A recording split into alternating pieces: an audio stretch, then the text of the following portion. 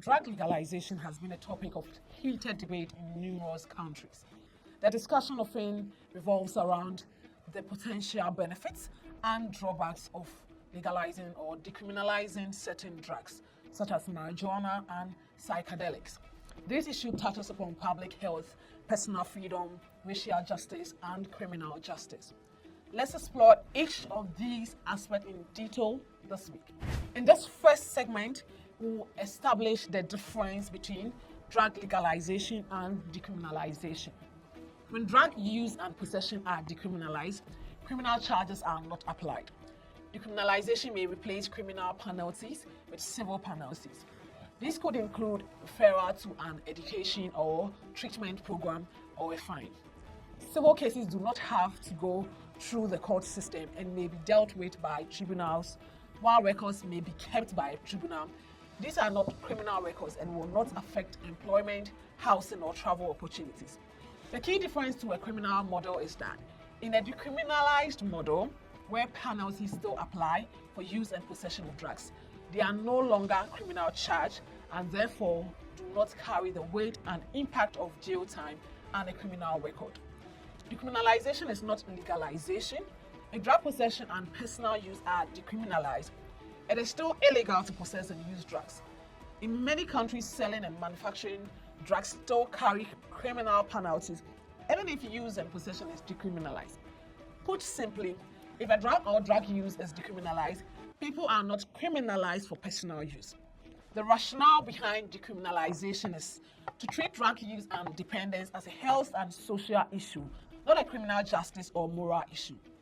Drug legalization, on the other hand, refers to the process of removing legal restrictions on certain drugs, thereby allowing their production, distribution, sale, and consumption on without the fear of criminal prosecution. Drug legalization removes all penalties for possession and personal use of a drug. Regulations are typically established to manage where and how the legal drug can be produced, sold, and consumed.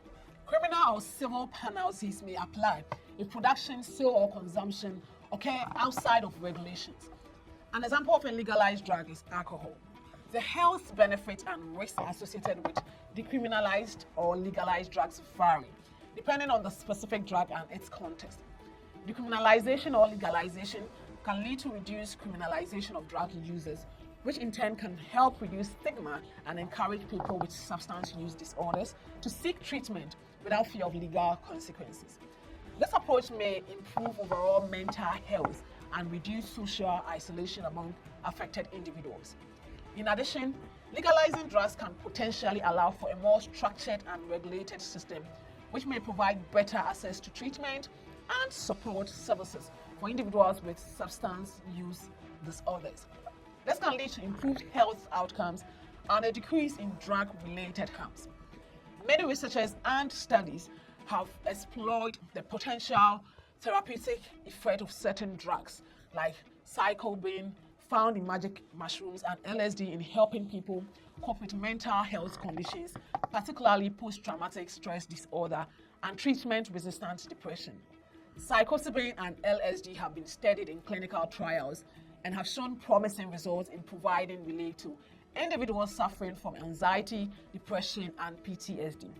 These substances can work by altering brain activity and promoting neural plasticity, which may lead to improved emotional processing and increased empathy. Additionally, they may offer individuals new perspectives on their traumatic experiences, potentially helping them confront and process unresolved emotions. The research is still in its early stages, but these studies have sparked interest and renewed discussions on how to approach drug policy and therapeutic options. Advocates argue that properly regulated access to these substances under medical supervision could provide alternative and potentially effective treatment for those who have not found relief with conventional therapies.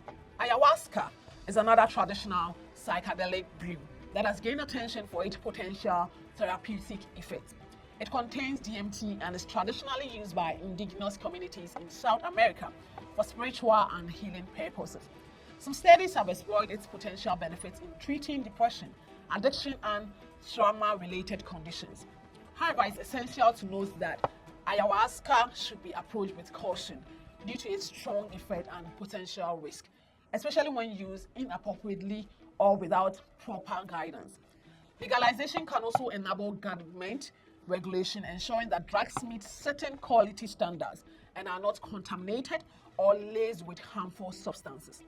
This could reduce the risk of accidental overdoses and adverse health effects associated with impurities in illicit drugs. However, there are potential health risks associated with the legalization of drugs.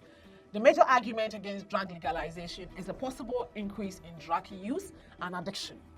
Critics argue that decriminalization or legalization could lead to an increase in drug use, particularly among adolescents and young adults whose brains might not be fully developed.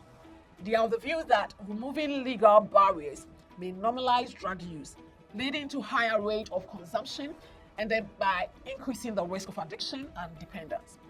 According to the World Health Organization, this can have adverse effects on both physical and mental health and strain healthcare systems.